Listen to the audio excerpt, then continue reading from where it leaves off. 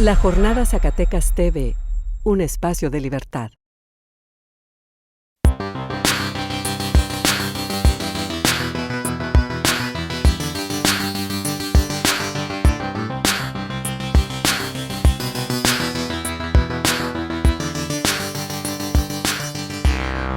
Buenas tardes tengan todos ustedes. Agradecerles su presencia en los foros de libertad de la Jornada Zacatecas y también al mismo tiempo en la presencia de la grabación del programa Sinergia, este espacio de la Jornada Zacatecas TV creado para el análisis de la política, la cultura y la sociedad. Para nosotros es un honor estar compartiendo las cámaras y la presencia con uno de los principales impulsores y estudiosos de la administración pública, el doctor Luis Fernando Aguilar Villanueva, a quien le agradezco, igual a Marco Torres Inguanzo, su presencia y la participación del PEIDA y de la Universidad Autónoma de Zacatecas en llevar a cabo esta excelente presentación, donde, como es de costumbre, ustedes saben, Marco se estará aventando los comentarios al libro para posteriormente pasar a lo mero bueno de estas presentaciones, que son los comentarios del autor, y terminar con la sesión de preguntas y respuestas, que ojalá también sea muy fluida y sustanciosa. Me gustaría presentarles de forma breve, porque nos llevaríamos una eternidad, la verdad, leyendo la enorme matrícula y currículum del doctor. El doctor Luis Fernando Aguilar Villanueva es doctor en filosofía con especialidad en filosofía política. Ha sido profesor de la UNAM, en el Colegio de México y en la Universidad Autónoma Metropolitana Xochimilco. Pertenece al Sistema Nacional de Investigadores y es miembro del Comité Internacional de Expertos en Administración Pública de la ONU. Imparte regularmente cursos sobre gobierno, gestión y política pública en países de Iberoamérica y en España. Así que bienvenido, doctor. Comenzamos, Marco, el micrófono es tuyo. Gracias, buenas tardes. Bueno, pues estamos ante un texto que me parece que a la fecha ya es una lectura completamente obligada para los que estamos haciendo búsquedas de nuevas formas de organizar el gobierno, dado que la política pública pasan los años y no surte los efectos que queremos que surta. Y digo porque incluso estábamos viendo que era la 13ª impresión del libro y ha sido muy difundido.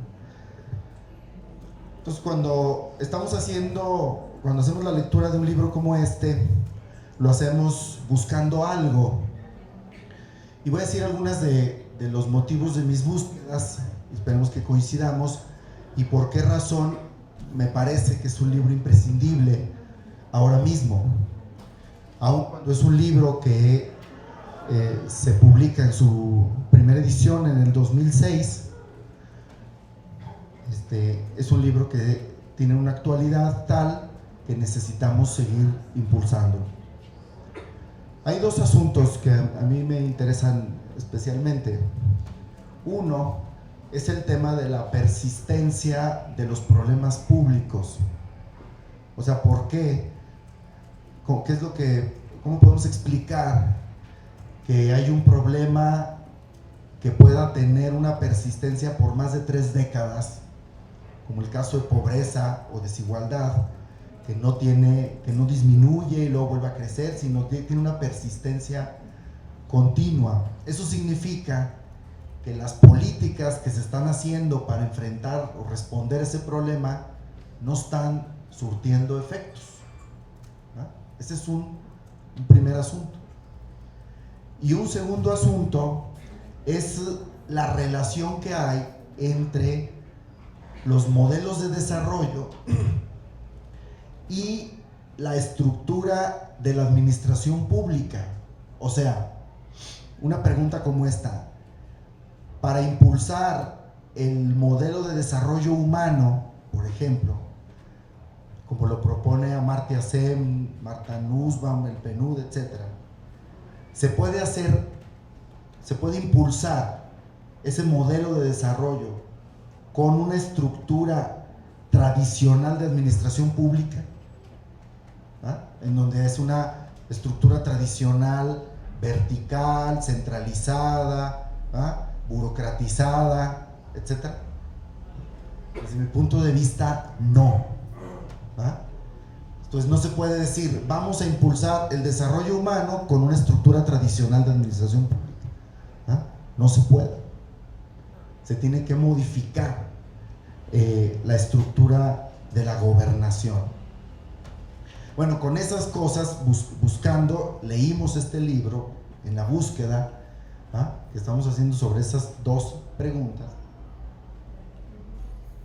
Y por supuesto que nos dio mucho gusto ver lo que vimos. En un primer momento, bueno, pues ya supone que entendemos todo este asunto de la administración pública tradicional, hipercentralizado, ¿no? Esta separación entre política y administración y todo este asunto. Pero luego hay un apartado muy interesante de la descripción de cómo nace la nueva gestión pública, el gerencialismo.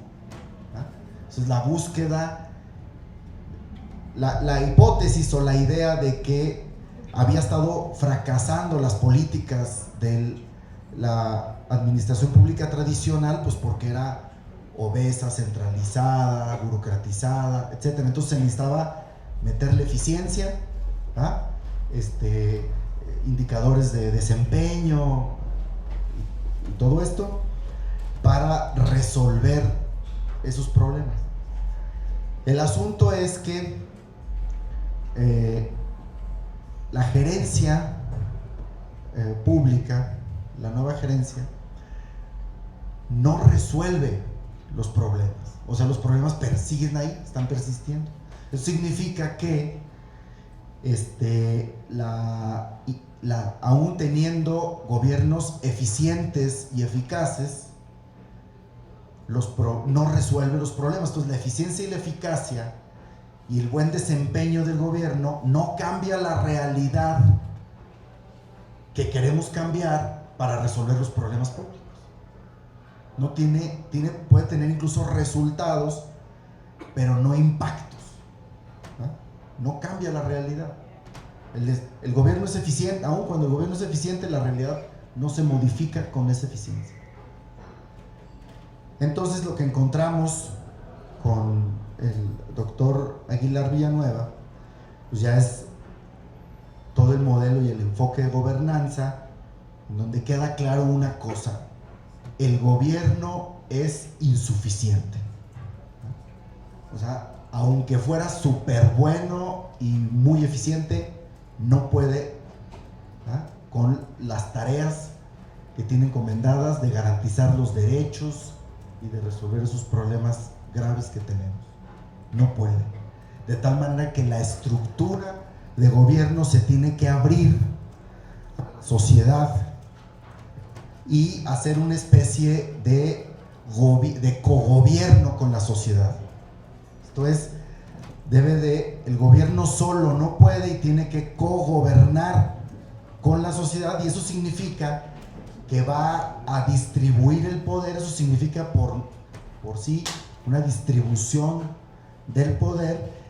Significa que dirigir ya no es mandar, sino dirigir ya es coordinar acciones con otros que no son gobierno, o sea, capacidades relacionales del Estado, ¿no? Las capacidades que tiene el gobierno de relacionarse y trabajar en conjunto con otros que no son gobierno. Y la fundamentación de todo este enfoque de que si los gobiernos pretenden resolver los problemas, tienen que construir una estructura de nueva gobernanza. De otra manera, pues la conclusión es que sería mera demagogia el decir que van a resolver los problemas que no lo van a hacer, porque no pueden hacerlo, es insuficiente para eso. Entonces nos encontramos con esa búsqueda en este texto. Hay que darle un par de leídas porque sí, tiene algunas partes un poquito densas, pero es muy, es por el rigor con el que está escrito, ¿verdad? La fundamentación con la que está construido, y eso significa un fortalecimiento de la sociedad, una espiral de fortalecimiento de la sociedad, donde si hay un proceso de cogobierno con la sociedad, esta última tiene que necesariamente elevar sus capacidades para poder generar también esa sinergia entre gobierno y sociedad. Bueno, básicamente esto es voy a leer un par de citas, ¿no?, del libro para que vean así como puntea. El gobierno ha dejado de controlar la definición y la realización del rumbo de la sociedad. Tampoco posee ya el control de las variables claves del bienestar y la prosperidad social.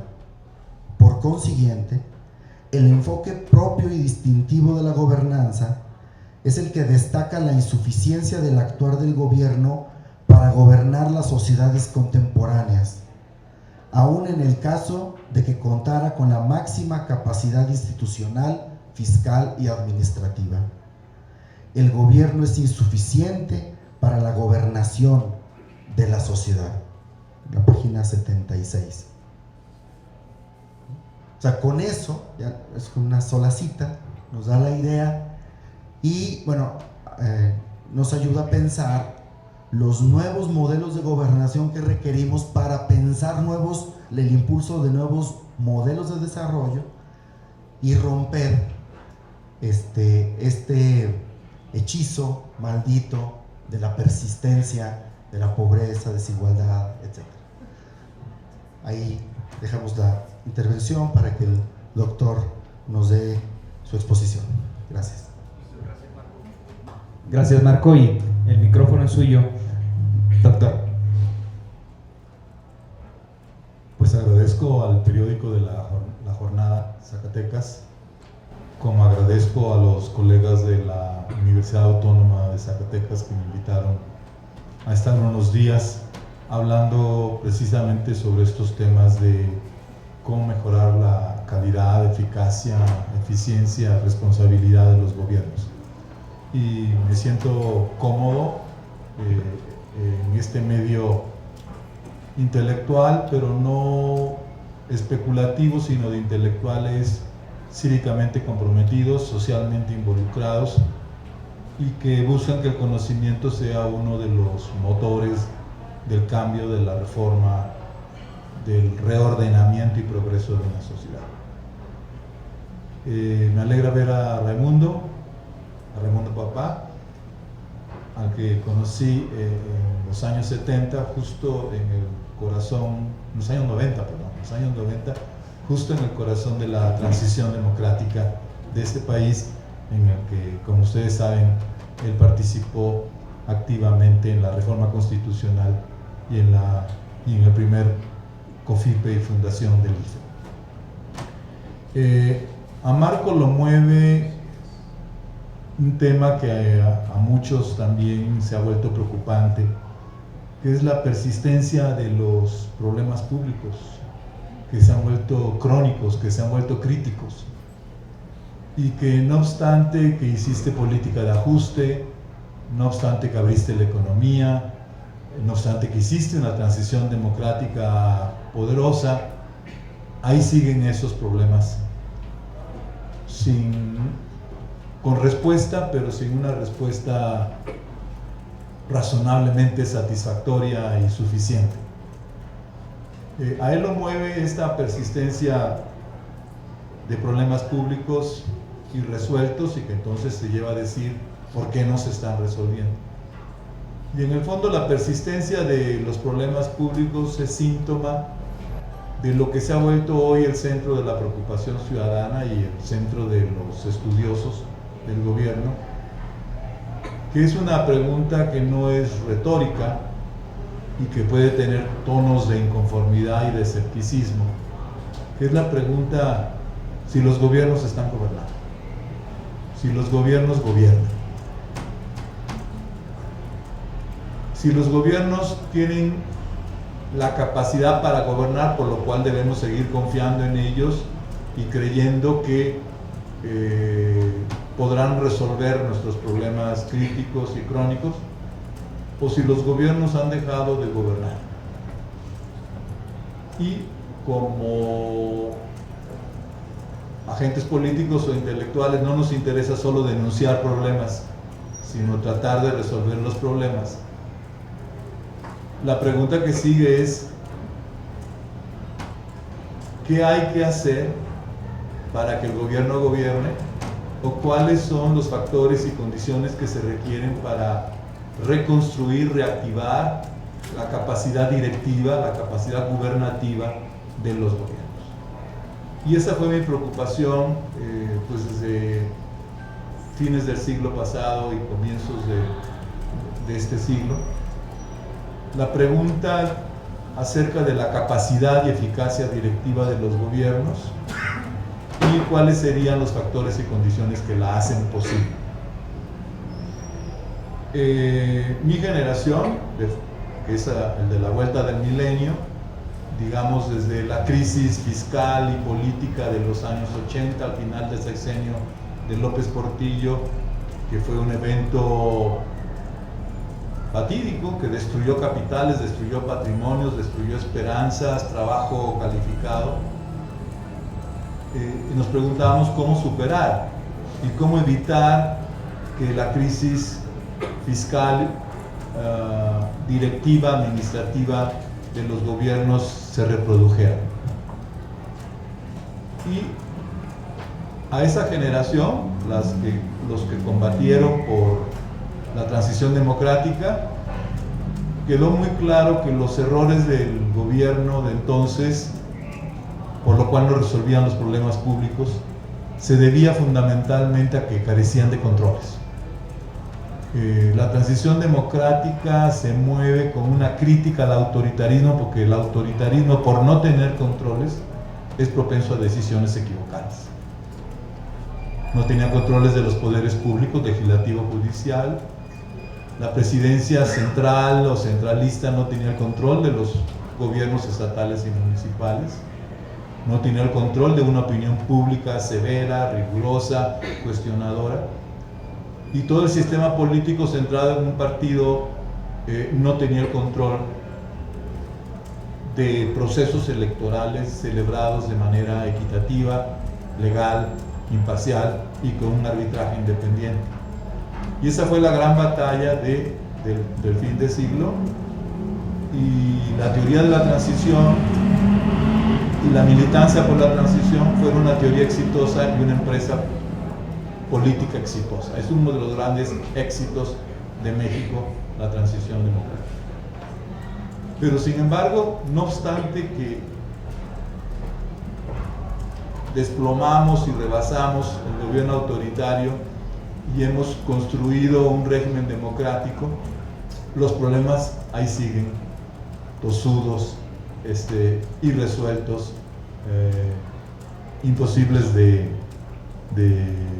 ser tratados o de encontrar controles, regulaciones y una solución satisfactoria. Y entonces yo me pregunté qué seguir después de la transición democrática. ¿Qué hacemos para que los gobiernos democráticos legítimos acrediten capacidad directiva? Me permití decir ayer o hoy en el curso que sin duda la democracia ha ganado, ha derrumbado los regímenes totalitarios y autoritarios, ha ganado, pero ha ganado en el terreno de los valores. Sin duda la democracia es la expresión y el aseguramiento de los valores humanos y políticos fundamentales, nuestras libertades, nuestros derechos y nuestra igualdad en libertades y derechos. Pero la democracia que ha ganado en el nivel, llamémoslo, axiológico, y ha mostrado que los valores totalitarios y autoritarios son antivalores, la democracia no ha podido ganar aún en el terreno empírico, en el terreno social real. No ha podido acreditar que tiene capacidad para hacer cumplir cabalmente o plenamente o razonablemente bien los derechos y libertades, y tampoco ha acreditado capacidad de resolver los problemas públicos y las necesidades sociales más cruciales. Entonces la democracia vive esta ambigüedad, es triunfadora en el terreno de los valores políticos, pero aún tiene un largo camino para demostrar que también es ganadora en el terreno de la conducción efectiva de la sociedad. Entonces me puse a estudiar primero gestión pública. Gestión pública fue un movimiento que nació en los años, a finales de los años 70, inicio de los 80, y que creyó que el asunto era financiero administrativo, que los gobiernos no estaban funcionando por sus déficits fiscales, que llevaban a quiebras fiscales, y tampoco estaban funcionando por la obesidad, como nos dijo Marco, de la administración pública, su gran tamaño, un montón de entidades administrativas innecesarias e ineficientes, un montón de programas y organismos públicos innecesarios e ineficientes, una sobrereglamentación, un exceso de personal, una politización en el reclutamiento y promoción del personal público. Entonces había una crítica muy fuerte a la administración pública, y la administración pública era como el chivo expiatorio. Y entonces la propuesta fue, muy en el ambiente neoliberal de entonces, de que la manera como podíamos reactivar la capacidad y eficacia y eficiencia directiva del gobierno era a través de reformas financieras a fondo y reformas administrativas a fondo. Esto fue, ustedes lo conocen, el periodo de la Madrid, el periodo de Salinas, y en mucho tiempo, y de alguna manera el periodo del presidente Zedillo. Pero ¿qué se va a demostrar? Que aunque tú sanees finanzas públicas, hagas una correcta política de ajuste, aunque redimensiones el aparato público, llevando hasta privatizaciones de empresas públicas que se consideraron no estratégicas ni prioritarias en nuestro esquema, los problemas seguían ahí. Entonces quedaba claro que un enfoque gerencial de la administración pública, que incorporaba a la administración pública temas de gestión estratégica, gestión de calidad, gestión del desempeño, gestión financiera del sector privado, y donde el administrador tenía que comportarse como un gerente y no como un burócrata. Bueno, toda esta gran reforma financiera y administrativa había sido necesaria, pero seguía siendo insuficiente. Y como apuntó Marco, el asunto no era administrativo. En el caso mexicano, el asunto parecía no ser tampoco político, porque habíamos hecho una exitosa transición democrática. Entonces, ¿dónde estaba el problema? Y el problema se ubicaba, fuimos los teóricos, o los politólogos, o los analistas de política pública, dijimos que el problema se ubicaba en el proceso de gobernar. No se ubicaba en el régimen democrático, no se ubicaba en el Estado de Derecho, no se ubicaba, si ya lo habías hecho, en un saneamiento de las finanzas públicas, sino el problema estaba en el proceso de gobernar. Y en el análisis, con evidencias empíricas, se fue demostrando que un gobernar del gobierno en solitario, ¿sí?, que considera que él por sí mismo, con sus ideas, recursos, poderes, atribuciones, facultades, ¿no?, que considera que él por sí mismo puede definir el rumbo de un país, su agenda, su proyecto, sus objetivos, sus futuros, sin necesidad de la presencia de otros actores. Entendimos que esto era, si no era falso, que es una palabra muy dura, si era parcial, era insuficiente. Y fuimos entendiendo de que el gobierno ya no reunía todas las capacidades financieras, fiscales, administrativas, regulatorias, tecnológicas, cognitivas, de credibilidad moral, para que él por sí mismo pudiera gobernar. Y que, en cambio, el gobierno en solitario estaba desperdiciando las capacidades, facultades, habilidades, conocimientos, tecnologías, capital, fuerza de trabajo calificada que existían en la sociedad. y se fue perfilando una idea de gobernanza o de nueva gobernanza que no es antigubernamental, pero que sí exige otro proceso de gobernar, otro rol directivo del gobierno y otro instrumental directivo del gobierno. Creo que el aporte del enfoque de la gobernanza o de la nueva gobernanza, es decir, se requiere gobierno, es imprescindible el gobierno, pero para conducir un país a la prosperidad, a la igualdad, para cerrar las brechas de la desigualdad, para acabar con la pobreza, para acabar con la subutilización de las capacidades de las personas, requerimos otro modo de gobernar que sea gubernamental social, público-privado, gubernamental popular, y que la actividad directiva sea la actividad de toda la sociedad en su conjunto, con un director, con un coordinador que seguimos llamando gobierno. Pero que la persistencia de nuestros problemas seguiría si queremos atacarlos únicamente con el gobierno. Se requieren más actores que el gobierno, se requieren más recursos que los ingentes recursos que posee el gobierno, y se requiere otro instrumental que no esté basado solo en el mando y en el control, y se requiere también otra visión del gobierno. Y resumidamente y metafóricamente se dice: el gobierno de la sociedad es gobierno con la sociedad. No puede haber gobierno de la sociedad si no hay gobierno con la sociedad. Y esto es la idea de gobernanza que se puede entrar analíticamente más a fondo. En conclusión, ¿qué les diría? Crucial ha sido la transición democrática.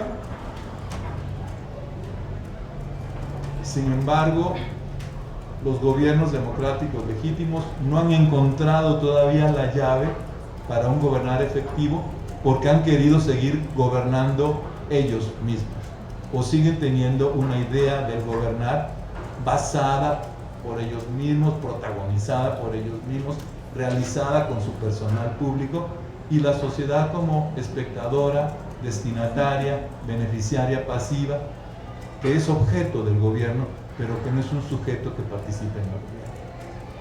¿Y esto por qué ocurrió? Ocurrió, para empezar, si tú hiciste un régimen democrático, pusiste en pie a la ciudadanía.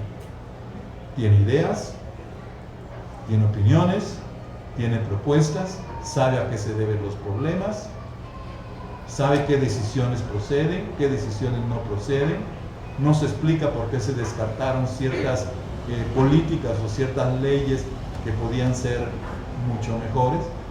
O sea, tú no puedes gobernar democráticamente sin la sociedad, ¿sí estaríamos de acuerdo? No puedes gobernar democráticamente sin la ciudadanía. Eso sería que un gobierno democrático que se comporta como el gobierno autoritario. Y eso ya no lo puedes hacer porque la ciudadanía es consciente de sus derechos, de sus libertades, tiene voz, tiene organización, desea participar y tiene los medios y los elementos para participar, etc.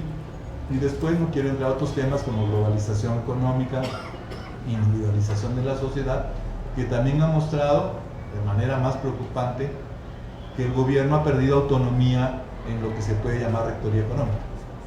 Son las grandes corporaciones financieras, las grandes cadenas de valor transnacional, los grandes conglomerados de empresas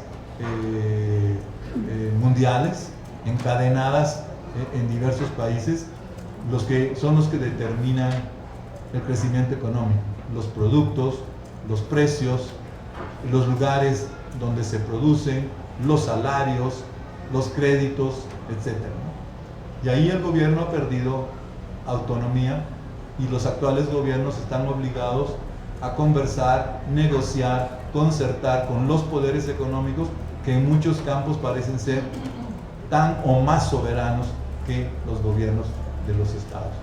Entonces ese es un punto que les quiero comentar y que no solo en México, sino en otros países que ustedes ven, hay inconformidad, hay interrogantes, hay dudas sobre el gobierno, y que estas interrogantes y dudas se resuelven solo mediante un giro, un cambio, una modificación del proceso de gobernar que nos incluya a los ciudadanos como cogobernantes, coautores de las políticas, coproductores de las políticas, pero también corresponsables de lo que tenemos que hacer. Pues esto es, en resumen, lo que escribí en un libro muy complejo, más detallado y espero más argumentado, y que también hace eco a lo que Marco nos comentó.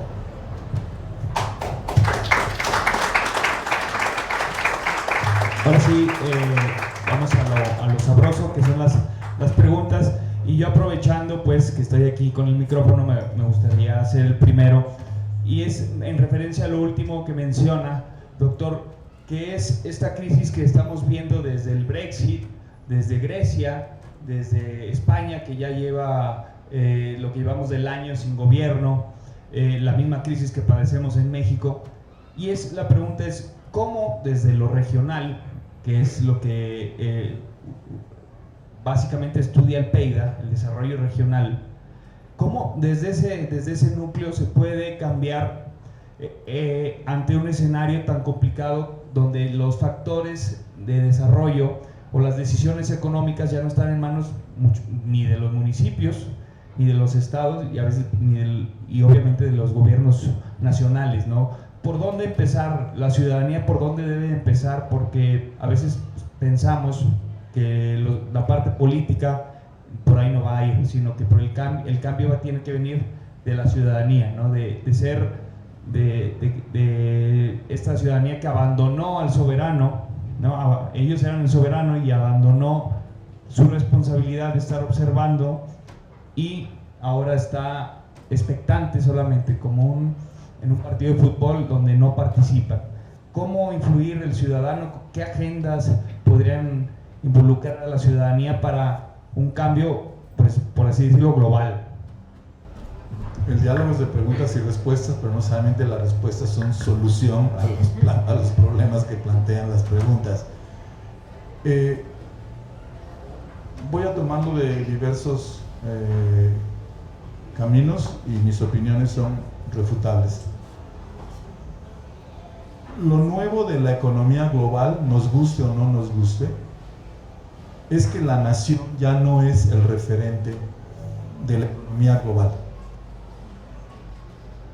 Los motores de la economía global, los centros de interés de la economía global ya no son las naciones, sino son las regiones y las localidades.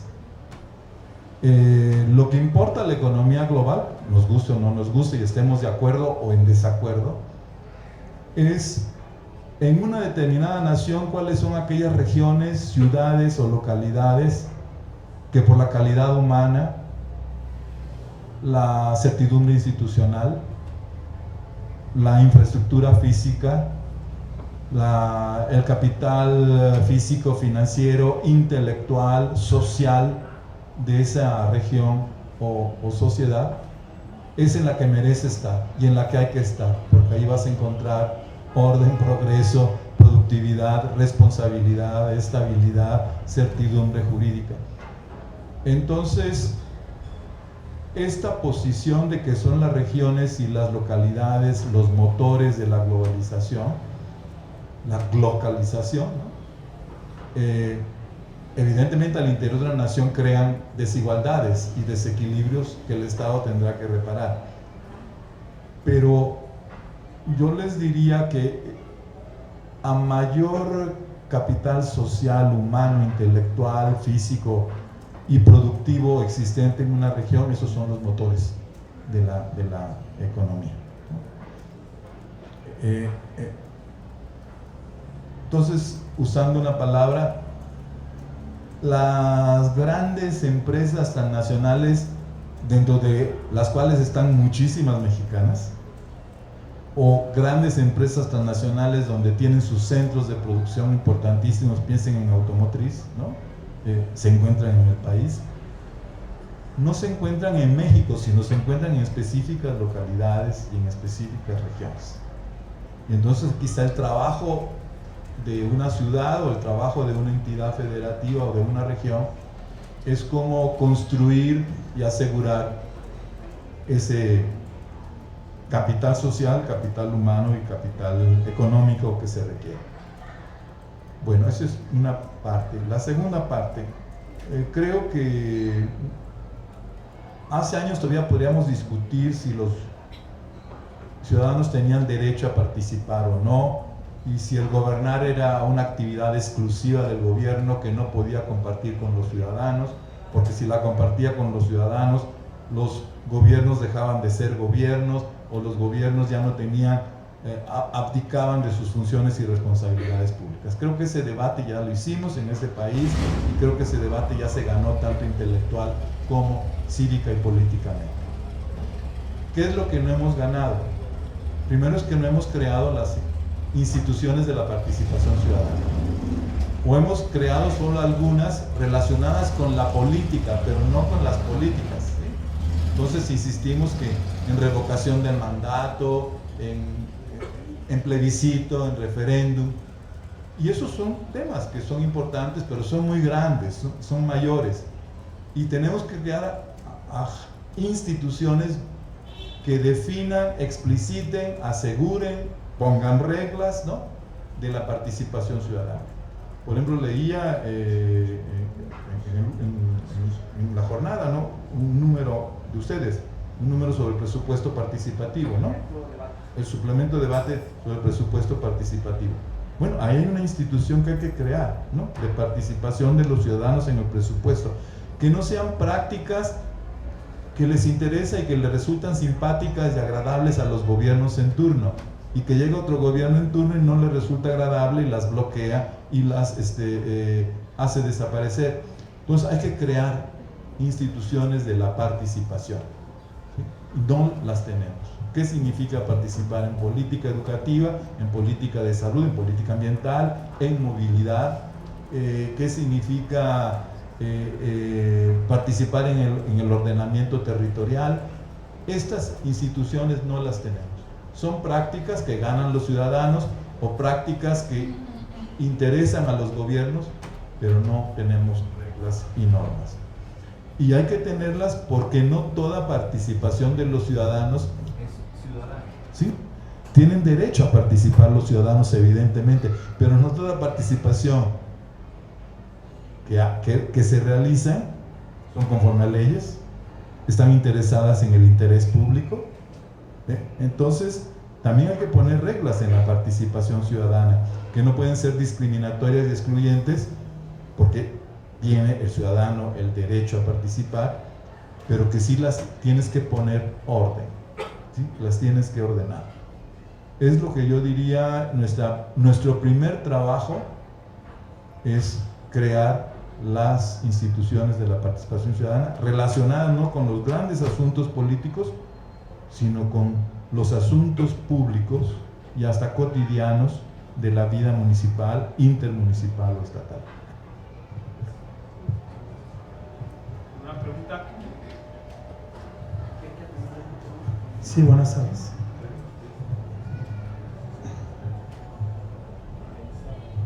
Sí, buenas tardes. Bueno, suena muy interesante esta exposición, sobre todo para tener en cuenta este horizonte normativo de la nueva gobernanza. Aquí la cuestión me sobresalta acerca de lo último que comenta, de que la nueva gobernanza exige un gobierno con la sociedad y que un gobierno sin la sociedad es un gobierno autoritario. Eso me llamó mucho la atención. En ese sentido, para contrastar el horizonte normativo de la nueva gobernanza con la realidad mexicana, ¿qué tanto estamos próximos hacia el modelo de nueva gobernanza o qué tanto estamos próximos a un modelo de gobierno autoritario? Si no hay diálogo, la nueva gobernanza exige un diálogo con la sociedad, exige consensos, exige participación. La reforma laboral, la reforma educativa, la reforma energética que estamos viendo, que no fue dialógica, que no construyó un consenso, ¿qué resultado o hacia dónde nos aproxima? Esa es mi inquietud. Yo considero que justamente los problemas que estamos viendo, por ejemplo, en el campo de la educación, de la reforma educativa, sí te está demostrando cómo un gobierno democráticamente legítimo, ¿no?, y que hace la reforma con apego a la legalidad, genera problemas y no solo soluciones a la cuestión educativa. ¿Y por qué? Porque sí tuvo rasgos autoritarios, ¿no? Tú no puedes empezar eso, aunque tengas buenas razones, encarcelando a un líder, como si estuvieras en los años 70, ¿no?, sin una conversación a fondo, pausada, con la gente, que ya conocías cuáles eran sus posiciones, sus visiones y sus propuestas, con el sindicato, con los padres de familia, con los académicos que llevan años estudiando educación, con empresarios y organizaciones civiles que se preocupan de la educación. Entonces, ahí tú tienes un ejemplo de cómo una reforma educativa absolutamente necesaria, y la exposición de motivos de la reforma educativa es correcta y es plausible. Si lo hubieras hecho con más dialógica, usando tu expresión, aunque eso te hubiera llevado a mayor lentitud y evidentemente te hubiera llevado a revisar muchos de tus supuestos y a revisar muchas de tus propuestas, habría ganado en aceptación social, habría ganado en credibilidad, y la estarías implementando, quizás no como te sugirió tu asesor, porque sería otra política, porque es producto gubernamental social, ¿sí? Esto es un ejemplo el que tú lo ofreces. Entonces, un gobierno democrático que quiera gobernar sin consulta, sin diálogo, sin concertación, sin negociación, sin acuerdos, pues sí tendría rasgos autoritarios, ¿no? Atención, un gobierno democrático legítimo puede ser autoritario cuando infracción, transgresión de la ley, atropellos, abusos de determinadas sociedades, como es el crimen organizado y eso. Ahí tiene que ser autoritario en el sentido que, de acuerdo a derechos humanos y de acuerdo a leyes, tiene que mandar, ¿no? Y tiene que subordinar, tiene que coaccionar y tiene que punir, ¿no? Pero fuera de estos asuntos, llámalo, donde se exige autoridad disuasiva y autoridad coactiva, que es contra el crimen, ¿no?, prácticamente contra la transgresión, las otras políticas no tienen que ver nada con la transgresión y con el crimen, ¿no? Son proyectos de vida asociada y que creo que van conversados, van dialogados, se acercan posiciones, se mejoran y tal. Porque ya no estamos como en el pasado, en que tú puedes decir: es que la sociedad mexicana está tan atrasada, ignorante, pobretona y subdesarrollada que no sabe lo que quiere. Yo, gobierno, sí sé lo que les conviene a ellos, lo que les es útil, ¿no? Yo creo que ya no estamos así. Hay mucha capital humano, mucho capital social, mucho conocimiento de las causas que ocasionan los problemas. Es como yo lo veo. Evidentemente no estoy absolviendo ciertas movilizaciones y todo eso, ¿no? Porque es lo que decíamos, hay movilizaciones de ciudadanos que no podrías calificar estrictamente como ciudadano. ¿Okay?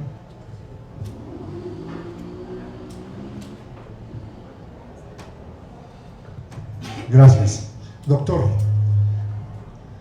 en primer lugar, bienvenido a Zacatecas. Espero que además del trabajo, pues te hayan permitido disfrutar lo que distintos gobiernos han tenido el tino de darle continuidad, que es, digamos, la conservación del centro histórico, los museos, en fin.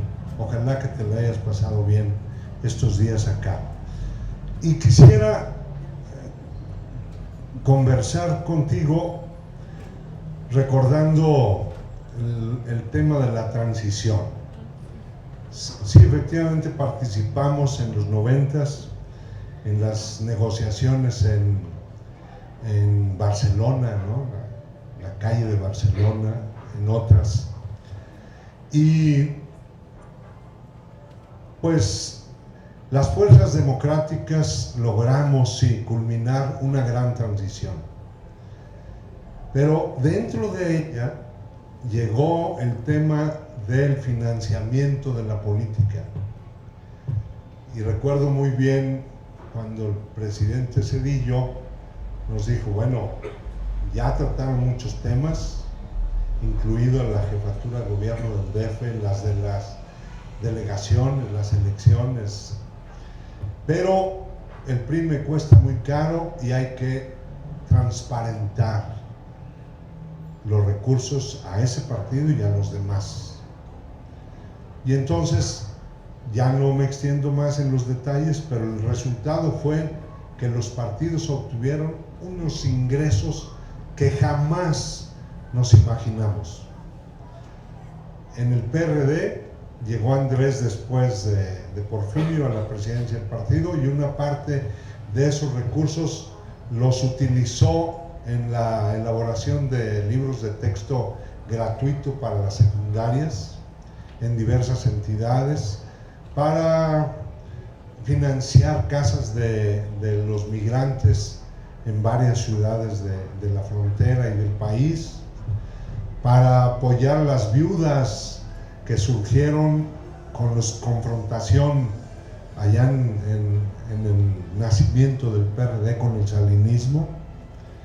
Y bueno, al final de todo, esos proyectos, esos programitas coyunturales se eliminaron y toda esa cantidad de dinero terminó repartiéndose entre las tribus en el PRD. Y lo mismo ocurrió en todos los partidos. Pero lo mismo ocurrió en las organizaciones autónomas, en las comisiones de derechos humanos, en el INE, antes IFE, hoy en el INE, y todas sus redes que circulan cantidades enormes de dinero y se autoasignan grandes ingresos. Bueno, eso nunca lo previmos. Nadie de los que estábamos en las mesas, de que todas las instituciones de la democracia se nos iban a deteriorar por la corrupción. Y ahí no hubo salvación. Había la convicción no razonada sino intuitiva de que los católicos panistas iban a ser diferentes cuando llegaron al poder y de que la izquierda también sacrificada también iba a ser inmune a la corrupción y no lo fueron. Y yo creo que hoy nadie puede presumir del comportamiento de sus autoridades. Sí, hoy tenemos congresos diferenciados, hay mayorías de un partido en un lado, de otros, pero a la hora de definir privilegios y salarios, ahí no hay diferencia. Ahí se reparten con la cuchara grande y hoy muchísimos diputados locales ganan mucho más que los diputados federales. Porque la interacción directa con los gobernadores conduce a que o se paga por evento, por cada voto, además de, aquí se le llama herramientas legislativas, que es doble, casi el doble del salario. Y yo no veo que alguna fracción parlamentaria esté intentando eliminar esas. Bueno, todo esto viene a colación del tema. ¿Por qué? Porque pienso que la falta de participación social, la falta de vigilancia, condujo a la impunidad, que ya venía de lejos, pero que con las alternancias y el pluralismo todos suponíamos que se iba a eliminar. No se eliminó, en eso todo el mundo estuvo de acuerdo, y hoy tenemos a un Estado que yo no veo por dónde, quién va a tomar la decisión de castigar la corrupción, de eliminar la impunidad. ¿El presidente? los gobernadores, la Suprema Corte, que tienen unos salarios mayores a los de la Corte de Estados Unidos. ¿Quién va a tomar las decisiones principales para garantizar que salgamos de este pantano? No lo veo, Luis. No sé si tú tengas una idea. La gente que no ha participado hoy no quiere participar porque dice no tiene caso, todos son iguales. Pero si no participa la gente, entonces todo ocurre en lo oscurito.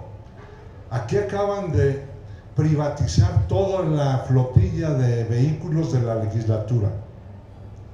Pronto sabremos cómo fue eso. Pero fue un reparto a la gacha, ¿no? Así, el gandallismo total.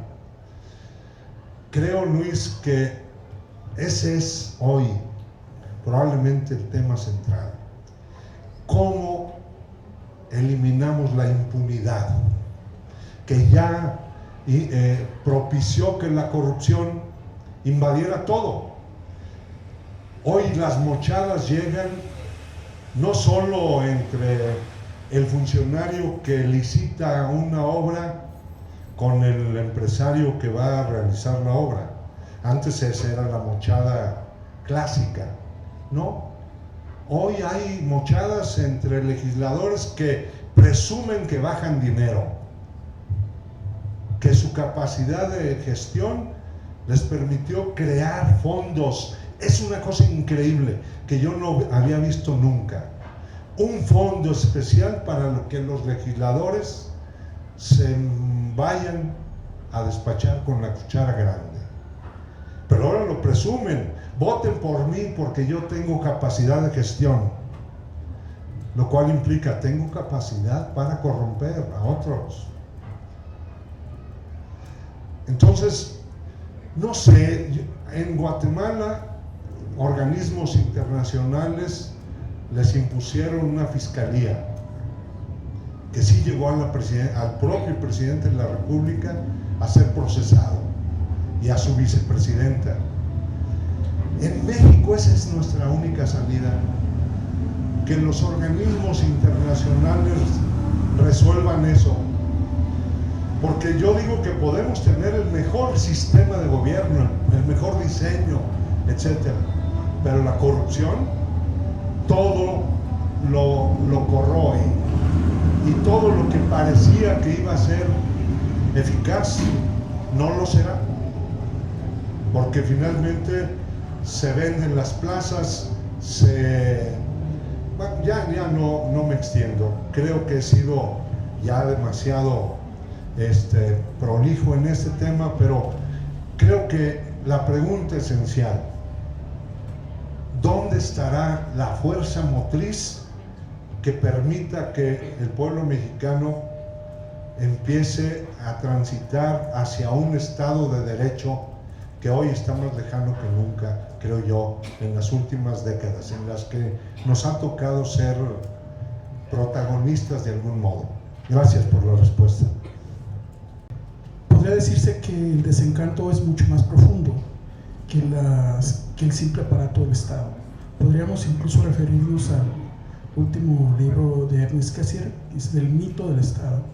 En verdad, ¿cuándo cumplió el Estado formal el conjunto de derechos? ¿Lo aplicó? Bueno, nunca fue. Entonces, el mito también podría decirse de la transición, en lo formal. No hay una democracia económica y hay una cuenta pendiente muy grande para la distribución del ingreso en nuestro país. La desigualdad sigue siendo el primer problema.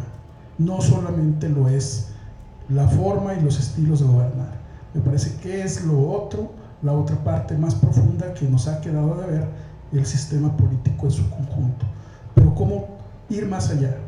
Y me parece que no solamente los politólogos, la filosofía política tendría que tener un compromiso, en este caso, viéndose tan limitada en los resultados que se han obtenido evidentemente, pero ¿por qué también esa parsimonía, esa lentitud de presentar propuestas? Gracias. Nosotros hemos pasado por una experiencia muy interesante.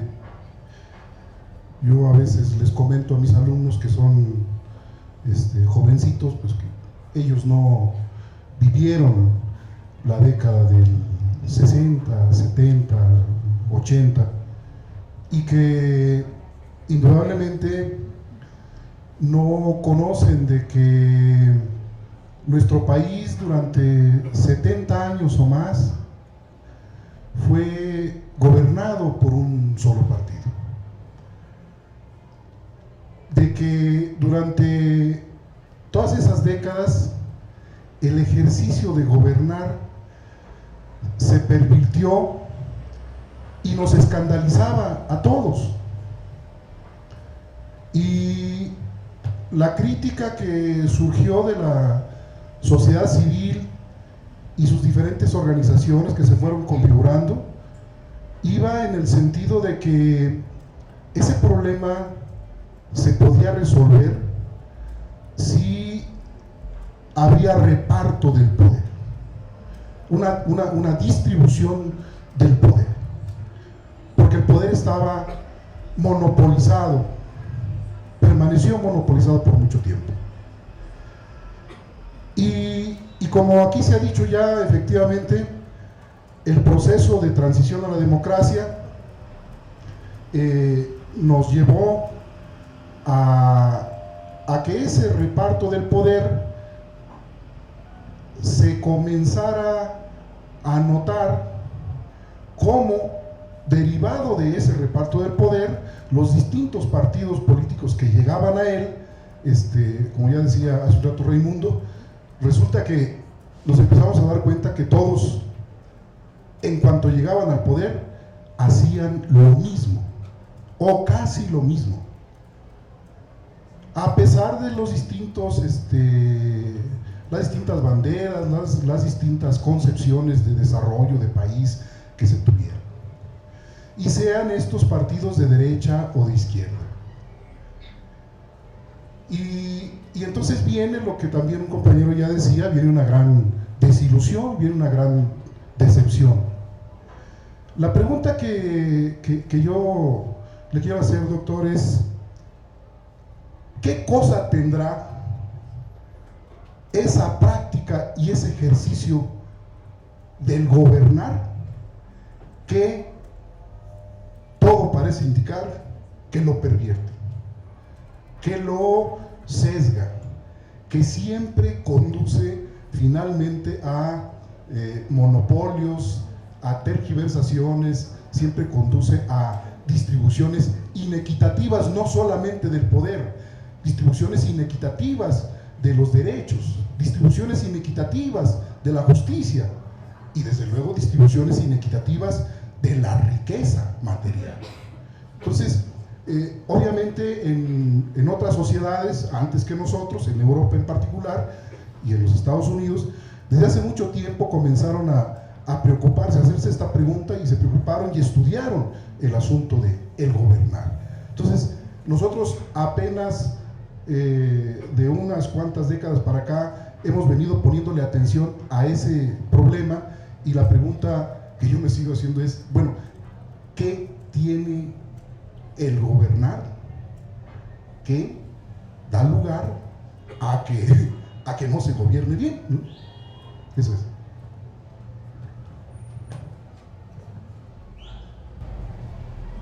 Hombre, les aprecio los planteamientos y las opiniones que han dado ustedes para dar un cauce y respuesta a los planteamientos.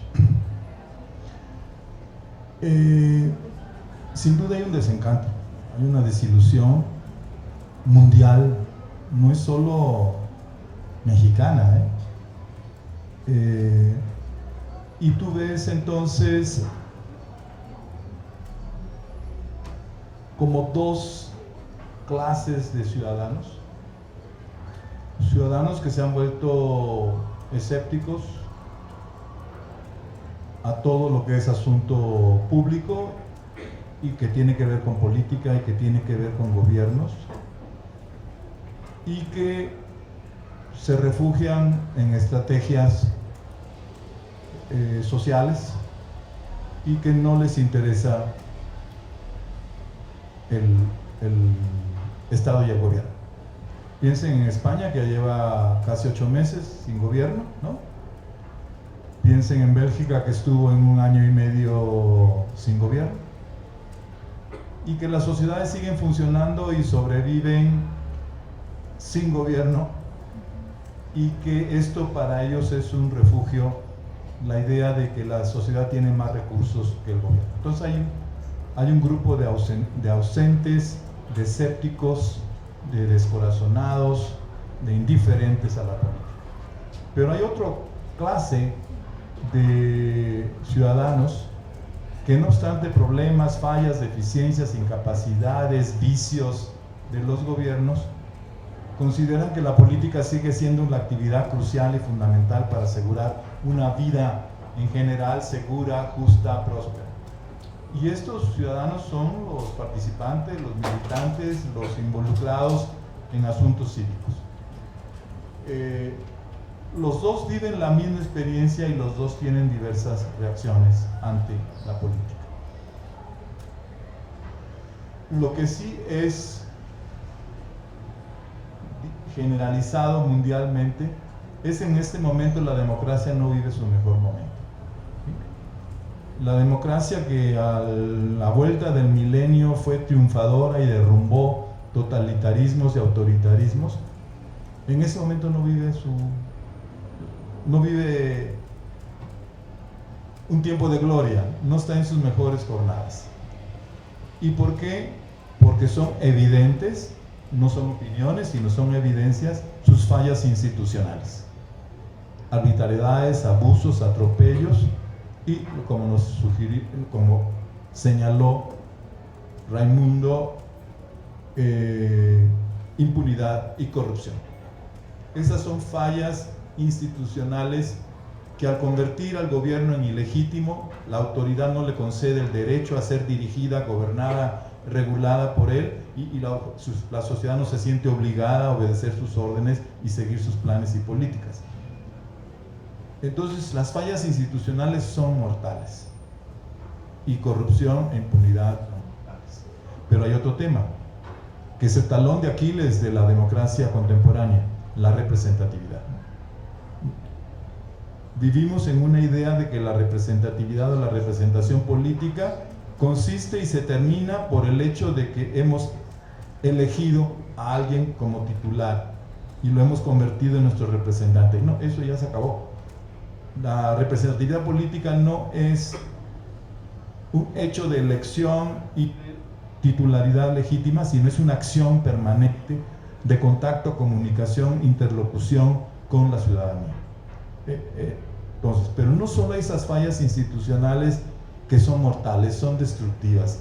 Un gobierno corrupto, un gobierno impune, un gobierno arbitrario, bueno, es cualquier cosa menos gobierno, ¿sí? Pero a las fallas institucionales hay que sumar las fallas financieras. Están de nuevo ligadas a fallas institucionales, porque en las fallas financieras es o que existe apropiación privada de recursos públicos, o, como nos fue señalado, existe un derroche irracional de los recursos públicos para carreras personales o para actividades innecesarias y no para un servicio directo de la ciudadanía. Esto es otro tema que te crea tanto a los que mandan al diablo al gobierno como los que se quieren involucrar en los asuntos de gobierno para cambiar. No puedes aceptar ese extraordinario, injustificado costo del gobierno central o descentralizado, autónomo o no autónomo, etc. Y después las fallas administrativas que ya conocemos. Bueno, este conjunto de fallas hacen que el gobierno pierda legitimidad, pierda credibilidad, pierda confianza y no se le concedan capacidades directivas. Este es un asunto que yo diría. ligado a distribución del poder, o usando la palabra moderna, a empoderamiento, sí ha habido distribución de poder al interior de la clase política o al interior de las autoridades políticas. Porque esa distribución del poder hacia los ciudadanos fue solo poder elegir legisladores y diputados, ¿sí? Pero no poder participar en la elaboración, decisión e implementación de las políticas. A ti te han distribuido el poder como ciudadano porque ahora sí puedes elegir y no eres coaccionado para ser forzado a disque preferir unos ciudadanos sobre otros. Pero no has pasado a un ahondamiento en la distribución del poder hacia los ciudadanos, ¿sí? A lo que se llama hoy de democracia participativa o democracia deliberativa. Entonces, sí, aceptemos que ha habido distribución del poder entre los legisladores, entre los partidos, entre los gobernadores, entre los presidentes municipales, entre los organismos autónomos crecientes, pero eso no ha llegado a los ciudadanos. Todavía no tenemos el poder incidir e influir en los asuntos públicos que nos interesan y en las políticas públicas que nos interesan. Lo que planteaste es más profundo y no es para este momento, porque sí queda cada vez más claro que no solo es cuestión del gobierno, sino es cuestión de Estado. En la arquitectura del Estado, ¿no? Requerimos Estado, requerimos una sociedad que se organice en forma estatal bajo leyes y poderes generales, ¿no? De iguales derechos, igual libertad. Requerimos Estado. Pero crece mucho ya en la discusión saltar del gobierno al Estado. Como que nos hemos enfocado mucho al gobierno, a las políticas públicas, a la administración, a las finanzas públicas, al régimen democrático, que si federalismo o no, si parlamentarismo, presidencialismo. Pero toda esta cuestión comienza a ahondarse y dice, ¿no será que el problema es que la estructura estatal o la forma estatal que nos hemos dado no es la apropiada y la adecuada para la situación presente? ¿De veras simplemente proclamar división de poderes es la fórmula? ¿O tenemos que revisar división de poderes? Voy a ser más superficial. ¿De veras el Estado tiene que seguir con esa estructura y arquitectura que los filósofos políticos de 16, 17 y 18 nos dijeron? Y que todas las constituciones son fieles a esas ideas, ¿sí? ¿O tenemos que repensar la estructura normativa, la distribución del poder, los controles del poder, otro tipo más fuerte? Entonces sí es cuestión de Estado ya en muchos asuntos. Por ejemplo, ante la globalización económica, ¿no? ¿Es solo que dejar el asunto a las regulaciones políticas y fiscalizaciones del gobierno? ¿O es que tienes que repensar al Estado-Nación? Porque tú tienes economía desterritorializada e instituciones políticas todas territoriales, ¿sí? A lo mejor tienes que pensar en otra estructura mayor, como lo ha iniciado la Unión Europea, de tal manera que seamos más fortalecidos y más capaces de encontrar una regulación a una economía internacional sin un orden internacional cabal y con formas de asociación política internacionales. Es lo que yo añadiría. Y el tema, para regresar, son los controles. Este gobernar llamado a pervertirse, o si no a pervertirse, a desviarse, son solo controles. Y hemos creado controles al interior del gobierno y empiezan a nacer en este país y en otros controles del gobierno desde el exterior. Y eso está creciendo. El Sistema Nacional Anticorrupción creo que se va a mover por ahí. Mucho de auditorías, bueno, no quiero entrar en detalles, pero sí, si no introducimos controles exteriores al gobierno y no solo controles al interior del gobierno, vamos a caer de nuevo en los mismos problemas y ser atrapados por los defectos y errores. ¿Alguna otra pregunta que tengan por ahí?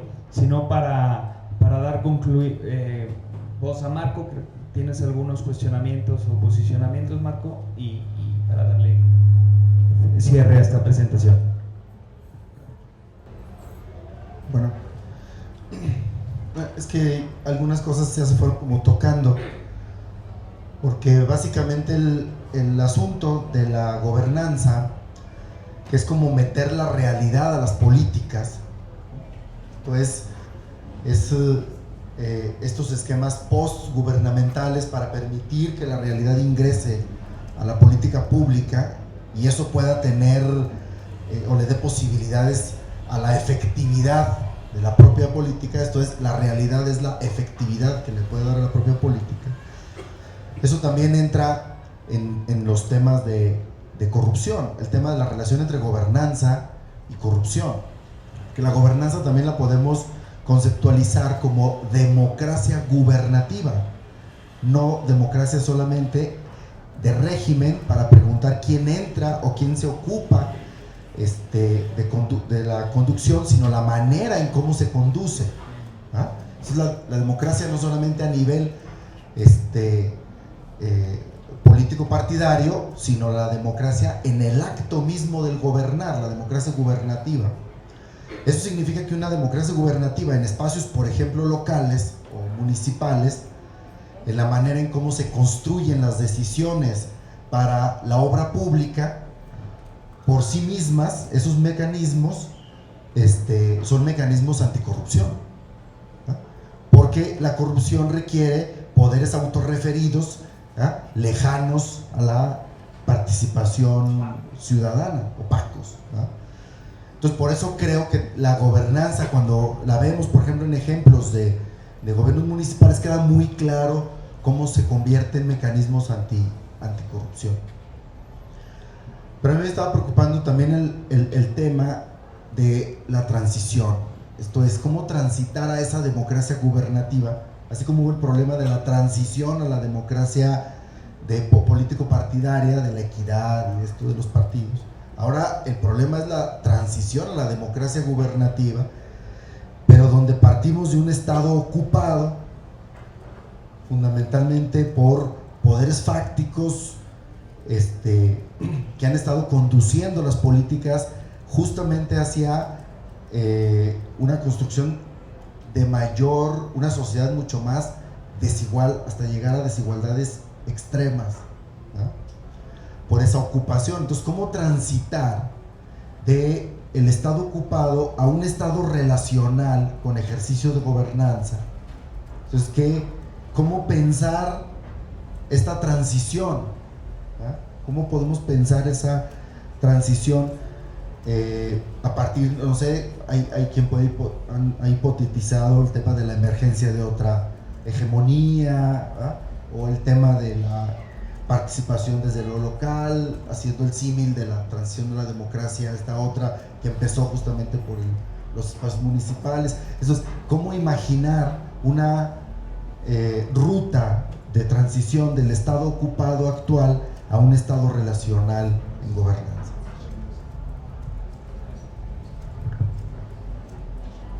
Yo cerraría solo con 3 cosas muy puntuales.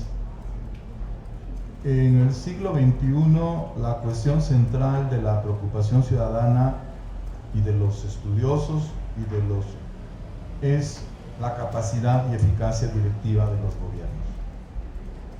Hay una posición que se centra solo en los gobiernos y otra posición que se centra en el Estado, que puede estar facilitando o impidiendo el gobernar. Entonces, está en la capacidad de eficacia directiva de los gobiernos. Y sí creímos que la transición democrática había resuelto lo que había sido la preocupación central anterior, que era la legitimidad política del gobernante. Y parece ser que lo que ha resuelto bien la democracia es la legitimidad política de la titularidad o del cargo de la posición del gobernante, pero que por las observaciones que hemos escuchado no está resolviendo bien la legitimidad en el ejercicio del poder, ¿no? Por impunidad, derroche, tal. Entonces yo que sí decía que siglo XIX y XX la cuestión central fue la legitimidad política y que esta fue resuelta por la democracia, y que entonces la cuestión no era la capacidad de eficacia directiva de los gobernantes legítimos, sí nos rebota y salta que la cuestión de la legitimidad política aún no está suficientemente resuelta, ¿no? Ahora, la capacidad de eficacia directiva de los gobiernos, ¿dónde están las posiciones mundiales? Es que el gobierno recupera e incrementa su capacidad directiva solo si lo hace en forma relacional con la sociedad, en forma de sinergia, de asociación y cooperación. Esto es el nuevo estilo de gobernar en muchísimos asuntos públicos y se va afianzando. Sin embargo, afirmar que hoy se va a gobernar en forma colegiada, en forma de coproducción, coautoría, asociación, corresponsabilidad, requiere instituciones y reglas para que esas formas gubernamental, sociales o público-privadas no reproduzcan las historias fatídicas de corrupción, de complicidad, de ilegalidad, y que entonces lo que se ve como la nueva gobernanza como una forma promisoria de gobernar se vuelva la vieja gobernanza o la gobernanza de siempre, marcada y herida de muerte por estos hechos de ilegitimidad y corrupción. Entonces, sí, bienvenida en muchísimos asuntos públicos la colaboración, relación, cooperación, sociedad y gobierno, pero eso tiene que ser regulado para no repetir opacidades, complicidades, favoritismos, corrupciones, derroches, etc. Muchas gracias, doctor Aguilar Villanueva, a ustedes por su presencia. Y a mí me gustaría finalizar con que nos dejas una tarea y una agenda para el periódico La Jornada Zacatecas, que es poner sobre la mesa de debate mediático en la opinión pública esta creación del Instituto de Participación Ciudadana, ¿no? Hay que irla discutiendo. El periódico ha puesto sobre la mesa desde las candidaturas independientes hasta el sistema estatal anticorrupción, y bueno, ahora nos das esta tarea, doctor, de poder impulsar, obviamente con un diálogo con nuestros lectores, con las instituciones, con los legisladores, de ir creando esta institución de participación ciudadana. Así que te damos las gracias, doctor Aguilar Villanueva. Marco Antonio Torres Inguanzo, muchas gracias por tomarnos en cuenta la jornada de traer esta excelente participación, excelente libro, se lo recomendamos. Obviamente es parte del show comprarlo y que el doctor aquí esté para firmarlos. Nos vemos próximamente en los siguientes foros de Libertad y hasta la próxima.